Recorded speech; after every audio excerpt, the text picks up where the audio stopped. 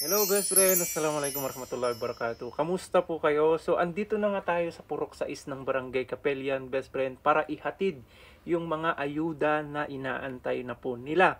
So samahan nyo po kami best friend kasama ang aking team.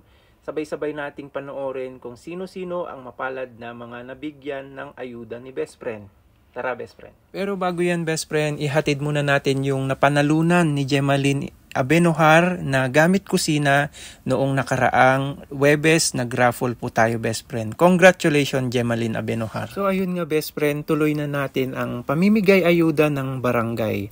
Sa mga viewers na ngayon pa lamang po napanood itong video na ito, kami po kasama ang aking team best friend nagbibigay ayuda sa barangay. Dito po yan sa Barangay Capelian, Ilagan City, Isabela. Ang aktibidad na ito best friend ay kusang ginagawa namin para sa mga barangay at nagumpisa nga kami dito sa liblib na lugar, isa sa barangay ng Ilagan City, Isabela. At sa mga nakasubaybay nga po, nakita na nila kung sino-sino na po ang aming nabigyan at nagsimula best friend sa Purok 1 at andito na nga po kami best friend sa Purok 6. Ang Barangay Capelian best friend ay may 7 purok at isa na nga lang po ang ating kailangan bigyan sa susunod. Yun po ay Purok 7 na lamang po. Kaya naman maraming salamat po sa mga sponsor na tumutulong at nagpi-PM po kay best friend. Kayo po ang dahilan best friend kung bakit ginagawa namin yung mga ganitong aktibidad. Dahil po sa inyo, madami po tayong pamilyang napapasaya. Kahit konting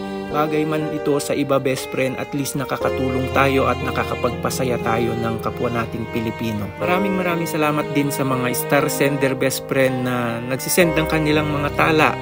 Kahit maliit yan best friend, pag pinagsama-sama best friend, malaki na pong tulong sa kanila. And of course, yung mga solid supporter ni best friend na nagla-like, nagsha-share ng mga video, maraming salamat sa inyo best friend. Kaya sa mga nais pong tumulong o mag-abot ng kanilang tulong, i-PM nyo lang po si best friend Khaled at makakaasa po kayo na makakarating po sa mga nangangailangan.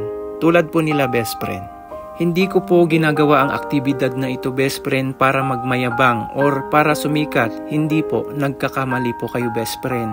Itong aktibidad na ito best friend ay to give back the blessing that I earn and one of my bucket list to help other people. Kung alam nyo lang best friend.